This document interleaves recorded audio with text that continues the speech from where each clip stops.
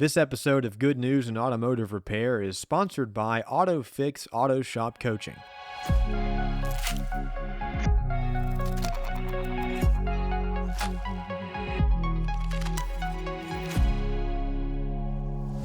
What's going on? Back again. It's been a little while since I got to hang out with you for a little bit. So going to catch up and put a smile on our face is the hope and the whole idea of this podcast, Good News in Auto Repair. I'm Braxton Critcher, and I've got Elle Lawhead with me. She is with Women in Auto Care. And we're just going to talk about, well, automotive repair, the good things that are happening, and how that pertains to women and auto care. And I have been following the improvement and the growth of women in auto care. And I know Ellie is a little more connected than even I am. So I'm excited to share some of this stuff with you. If you've not subscribed to the podcast channel or the YouTube channel, now is as good a time as any to jump along the journey as we just try to tell stories of people who care about this industry and try to do good things that uplift it. Because I don't know about you, many times when I look around the automotive repair industry, I find people that are negative, people that have that do things that sometimes disrupt what the industry is trying to do, which is improve. And we're just trying to share good stories because I have found when I share a good story that brightens someone's day and that also often inspires them to do something good with whatever community they're in or industry they're in, if that's automotive repair. So that's what we're going to try to do today with Elle Lawhead. Hey, Elle, how are you? I'm great. Thanks, Braxton. Appreciate you inviting me on. So for you all who do not know, I am the chair of Women in Auto Care. And Women in Auto Care is a community within the Auto Care umbrella. So the Auto Care Association really helped lead auto care and automotive as an industry from the aftermarket for this entire country. They do a fantastic job. Women in Auto Care, we sit as a nonprofit organization under that auto care umbrella. We are truly designed to engage, educate, and empower women within this industry. That's something that I think should bring a smile to everyone's face. You know, Females are the minority group within the automotive aftermarket, but we might be small, but we're pretty mighty. And I hope over the next few minutes here with Braxton, I'm able to kind of talk to you about what we were able to accomplish in 2024 and how excited we are about 25.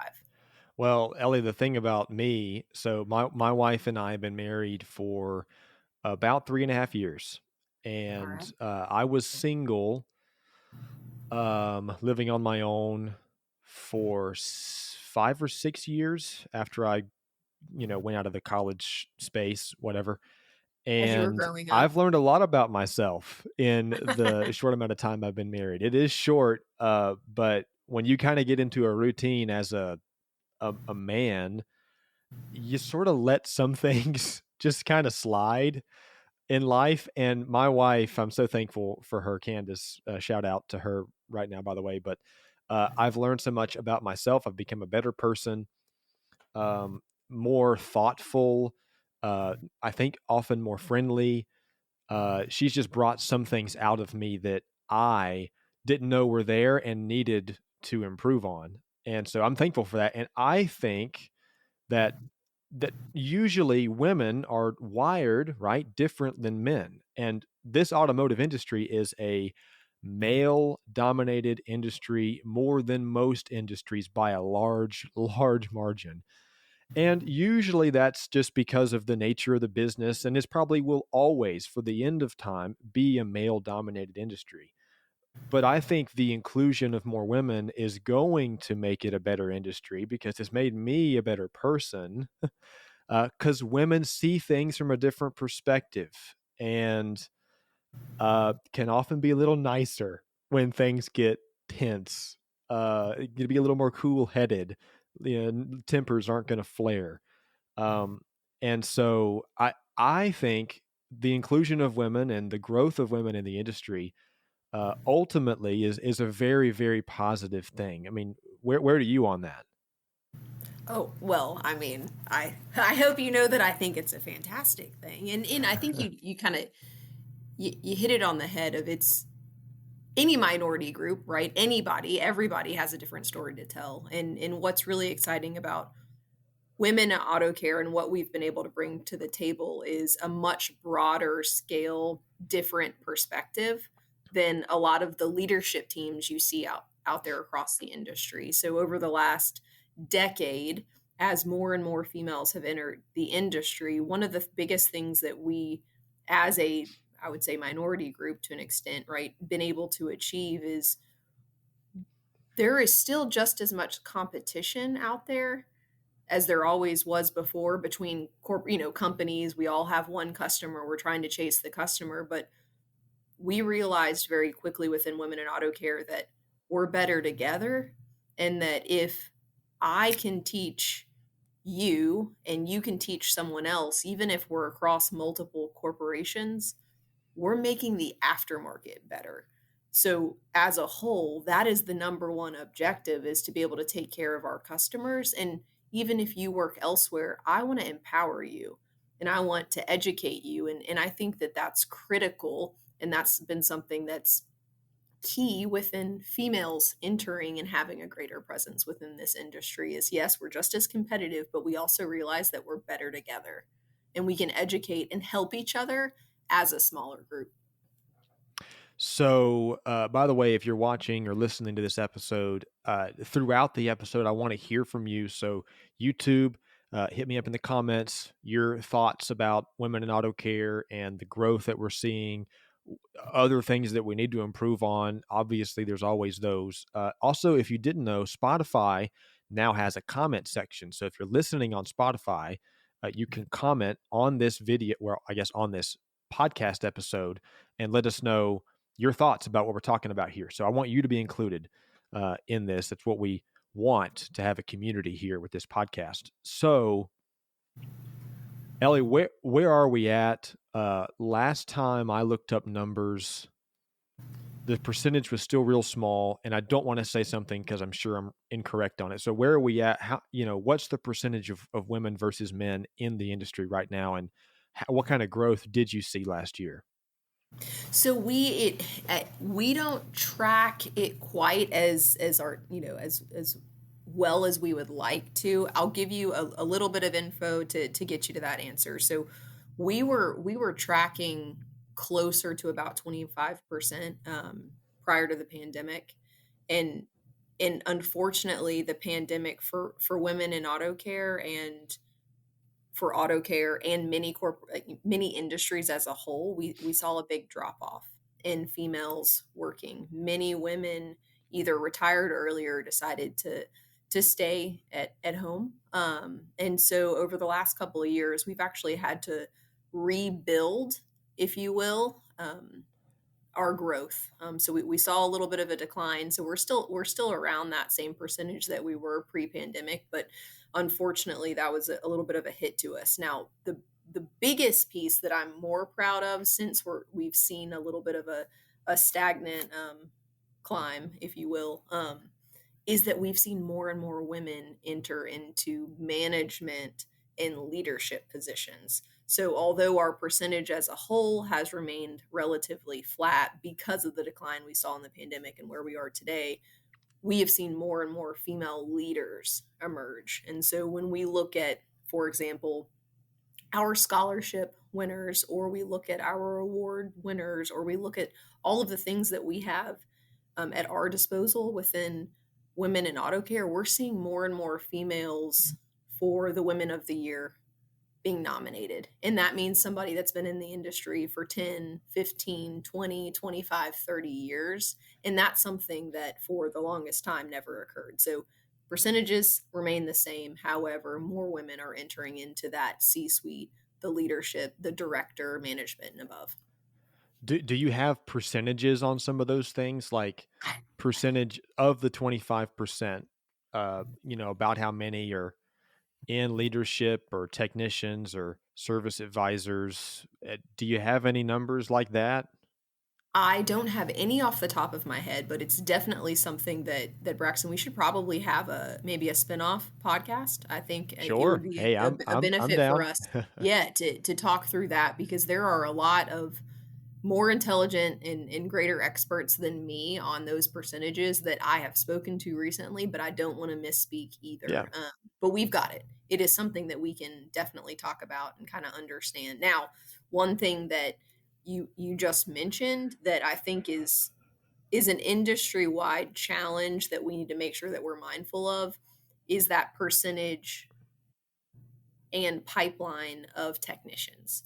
So we've always and continue to have a challenge with technicians entering into the aftermarket or the workforce, if you will, and that has continued to decline. Women within that sphere exceptionally the minority group, right? I mean, and you're seeing a lot of women actually exit that technician channel. So I think that's probably an even better sidebar conversation that we can have in the future is ways that within the automotive industry we can try to retain that talent because again, I mean, yeah, we all want the talent to come work at our respective companies or within the technician side wherever it may be, but we've got to do a better job of bringing people in and keeping them. And if they're here, it's a benefit for all of us. So one of the things, just to tease out something I'm extremely proud of that Women in Auto Care does is we actually are the only group within the auto care umbrella that offers scholarships for those that want to be within this industry. So in the last several years, we've offered about 1.5 million in scholarships to women who want to go to trade school. And so within that last year alone, we did about $425,000. So even though I don't have that percentage for you today, I can tell you that 81 females' dreams were able to come true last year as a result of our sponsors' efforts and those within the women in auto care community being able to come to the table and support that shortage and making sure that technicians, female technicians for that matter, have a home. You said 81? 81. Yep. Wow. What is that? Is interest growing in more women trying to get into the industry? How is that? Interest is growing. So I, over the last, ooh, probably, you realize how quickly you age, as you're within a job for so long. I think for the last 7 years, maybe 6 years, I've been a scholarship reader for University of the Aftermarket Foundation.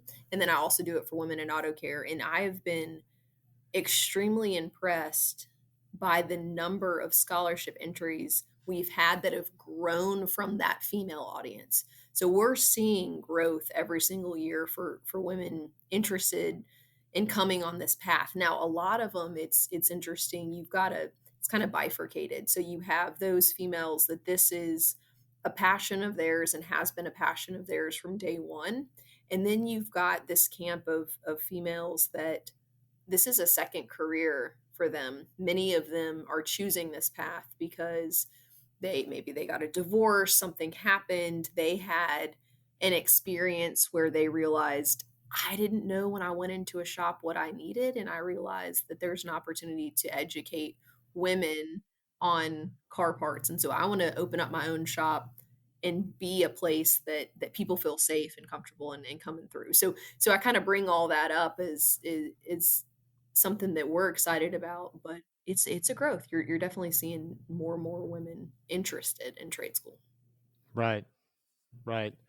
You know, I I think about, you know, so I'm pretty connected with Lucas Underwood, and he does not currently employ um, a woman at his shop, but I remember a year or two ago, this woman, she recently left. She was there for a couple years, but I remember the camaraderie in the front of the shop being, I felt a little more friendly, homey, maybe.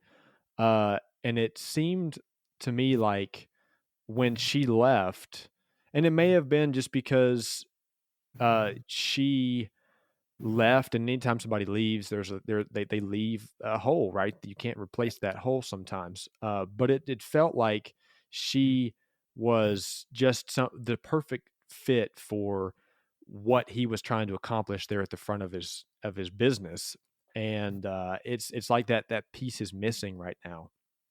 Um, and I wonder how many women out there could be the missing piece for whatever business, whether that's a technician role or anything in the automotive repair, because they've never really considered it. And that I always think about that, and Lucas can tell you stories about, what kind of a worker she was and how great of an employee and how friendly she was to people that came in the door. What kind of stories have you heard or can you tell about success stories of women in the industry and things like that? Because I think telling those kind of stories of how this has gone well for so many women almost invites more women to consider it, because it's not so, like most I feel like most women don't wake up and say, I think I'm going to try and get into automotive repair today. Like that probably doesn't come up, Yeah. but the few that I have encountered that have, I would think would say this was a huge plus for my life and my career. And the industry is becoming so much more accepting and inclusive of women. It's like a match that sometimes women don't even know is there. So, I mean, do you have stories that you might could share of successes and positive things that have happened lately? Oh, definitely. So, few things. One, and you're gonna hear me say it now, and the more you and I speak, you'll probably hear me repeat myself. But the question that I ask every large group that I'm with within Women in Auto Care is I ask the audience, and most recently at the breakfast that we had that had over 300 people at Apex, it was please raise your hand if you did not choose the automotive industry as your career path. And and it's usually about 85% Oh of yeah, that room that right. raises their hand. And and then the follow up is please raise your hand if you feel that you are going to remain in the automotive or you love the automotive industry and you think it's, we're fantastic or whatever, and at 100%, right? Raise their hand. And it's so impactful just that alone for everybody to look around and realize I got here by chance, or I had a friend, or, and I didn't choose this path, and now I'm never going to leave. Yeah, And so at the base level, we have a recession-proof industry right. that, well, first and foremost, right? We have a purpose, and if the pandemic didn't teach us anything, yes, we are not those that are medical professionals, right? Saving lives, but we are making it possible for people to save lives. So that's, part two. And so, you've mentioned a little bit today about, the perspective of a female coming in and some of that to me, there was nothing more powerful and impactful for me during the pandemic than realizing every single day I'm going to come to work or I'm going to be on some call with my peers within the automotive aftermarket through Women in Auto Care and realize that everything we're doing is making a difference and allowing hopefully multiple many lives to be saved. So that's just, anecdotally a happy story. I'll tell you for myself. I have worked at AutoZone for 9 years now. I would have never picked this path. This was not where I was going to go. I wanted, and I did work in retail. I wanted to travel the world and be a buyer. And I had a very good friend from college that kept telling me, "What I do, you want to do. I promise." I was like, "I don't think so.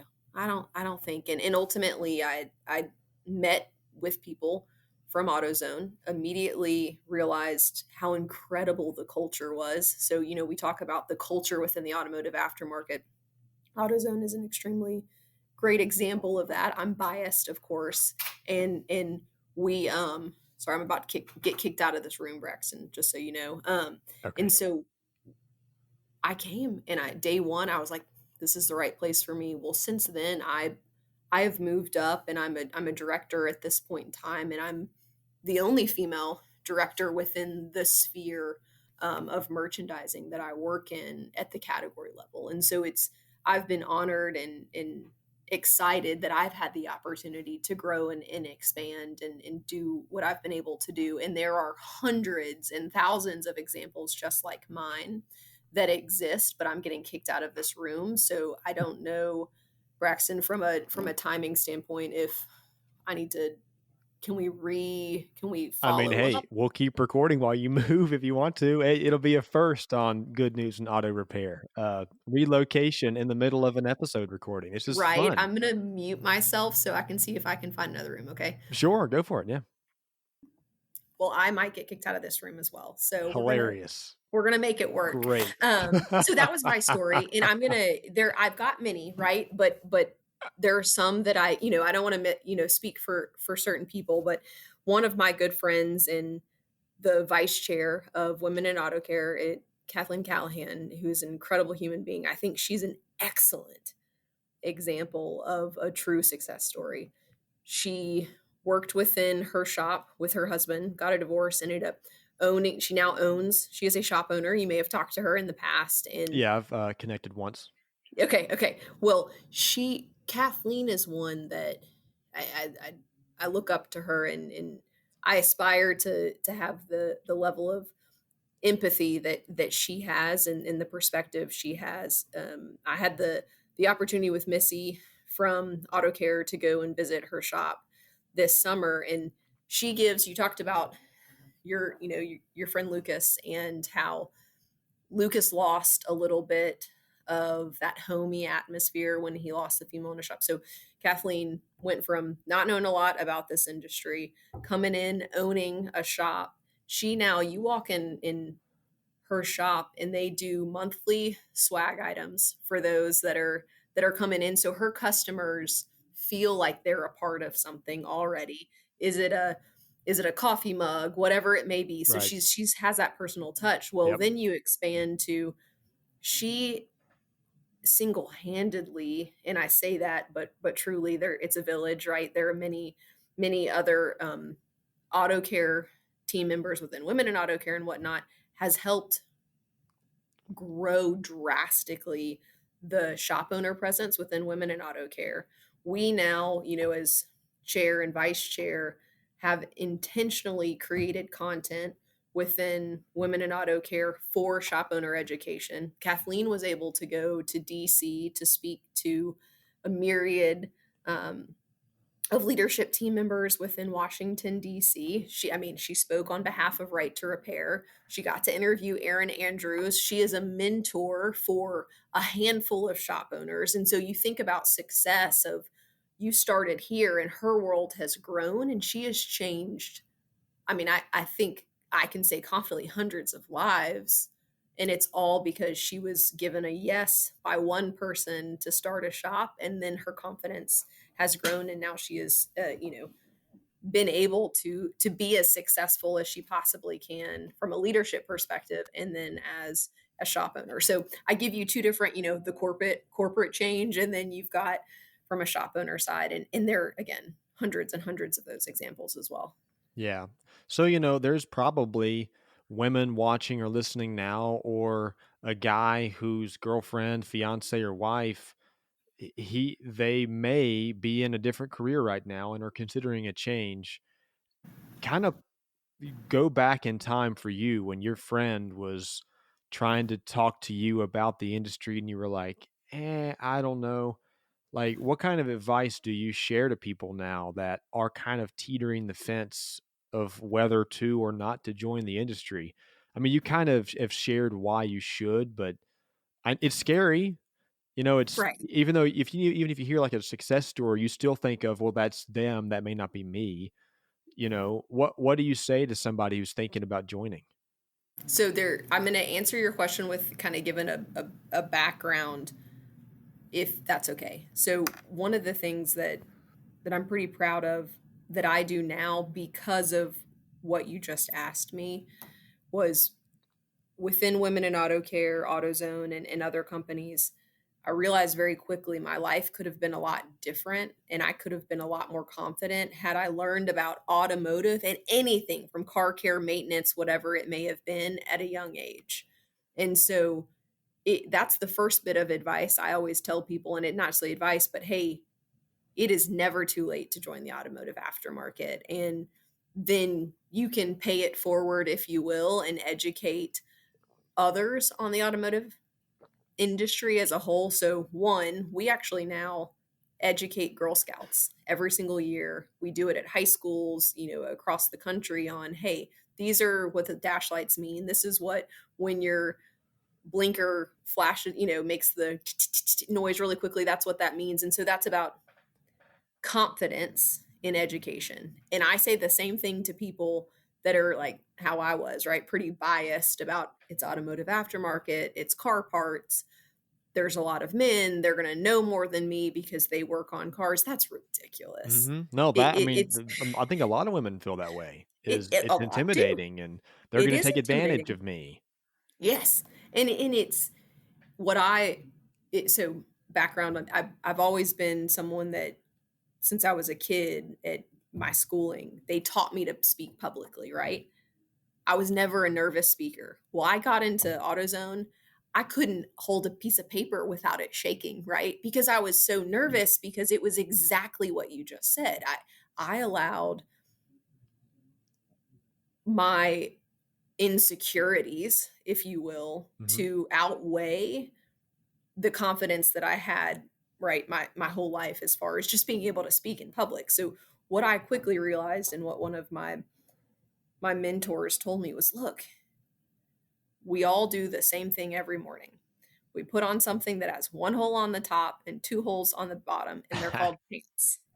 So if Unless you do wear a dress, but oh, that's a good and it analogy. It's a good proverbial analogy. pants, right? No, but the reality was it's about having passion, having your stuff together, and being willing to put in the work to learn the job. And if you do those things, you also have to know that you don't need to fight for a seat at the table. You have a seat at the table. And so for me, the thing that I always echo to people is, look, it's an industry. So within an industry, you've got supply chain, you've got marketing, you've got merchandising, you have global sourcing, you have legal, you have audit, you have finance, I mean, technicians, I mean, you can own a shop. Like, it is truly an industry that you can do whatever you majored in school and achieve success. And so to me, don't let the bias of us being called the automotive aftermarket dissuade you from coming, because if you went to school and you have your CPA, you can still work at any of these major companies. And you also have the financial stability because we're recession proof. If you're someone that, like me, wanted to enter into a world that is not recession proof, which is soft goods and fashion, you were going to go into the wrong path. Automotive, it's the exact same thing. It's consumer buying behavior. You're getting to make decisions on what people buy, but ultimately it's substantially more beneficial because this is about stuff that people need in order to survive, to go to work, or most importantly for me as a parent, it's my ability to go from home or from work to pick up my kids from school Yeah. or to drop them off or whatever it may be.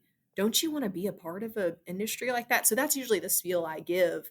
And it's, again, it's all a matter of whatever job you take, it's becoming proficient in your field and knowing your stuff. So if you're a buyer for batteries, know batteries. If you work at a a manufacturer, you have to know the manufacturing process. If you're in finance, your lane's going to remain finance and you're okay. But the automotive industry has something for everyone. And that's exciting to me. Yeah. So, I think you sort of just alluded to it, but not talked about it a bunch. But it's still early 2025. What is kind of on the plan? What are you guys looking forward to this year? And If someone is trying to get into the industry, that woman listening or watching right now, how can they get in touch? And you talked about scholarships and other training programs. So kind of Oh yeah. in order, but what's coming up and how can someone get in touch?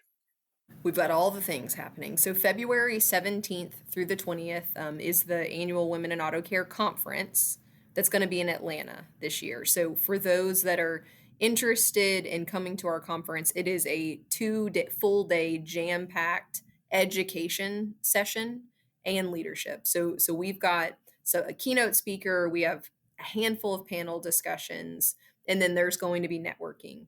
One of the biggest pieces of that conference outside of getting to know peers, being educated, ROI, right, for your own companies to be able to come back and say, hey, I know this about this trend, or hey, I know this about emerging technology, is we actually have a gala.